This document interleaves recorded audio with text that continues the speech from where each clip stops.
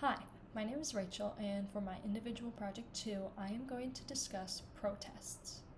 As I mentioned in my previous video, I'm from Minnesota, and in 2020, protests had a major effect on Minnesota as a whole, as well as my local community. On May 25th, 2020, George Floyd was killed by a Minneapolis police officer. In the days following, huge protests erupted throughout Minnesota, most of them concentrated in the Twin Cities.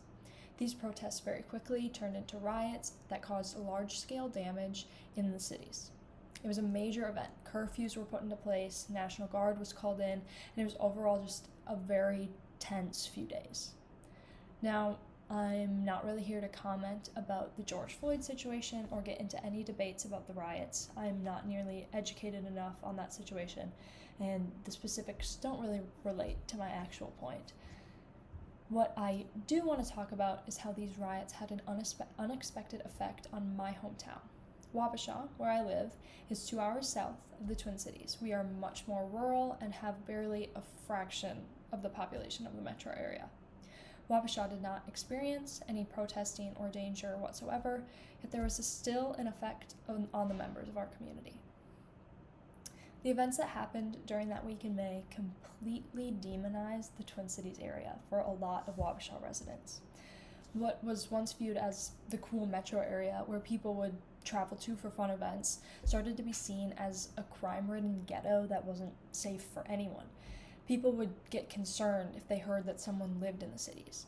Parents encouraged their kids to not attend our flagship university, the University of Minnesota, because they thought that the cities were too dangerous. Minneapolis even earned the nickname Murderapolis. Now, I'm not here to say that there's absolutely no crime in the Twin Cities, because that's not true.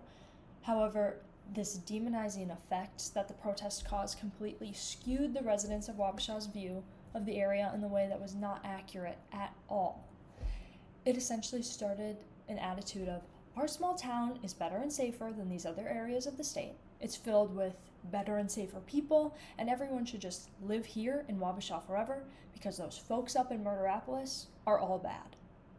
Now, this mindset is problematic for a lot of reasons, but speaking just personally, this was very hard for me to hear. Around that time in my life, I was just realizing that I wanted to get out of Wabasha for my college experience. I was wanting to go to a bigger city, a city similar to the one that a lot of the people that I trusted were now bashing. Luckily, I realized that the attitude many Wabashonians had was not all correct, and I was still able to come here to Tucson despite many people's concerns. However, I worry about the effect that this narrative will have on my younger peers back home. I don't want any of them to be discouraged from trying something out of their comfort zone just because of some baseless fear that our community has grown.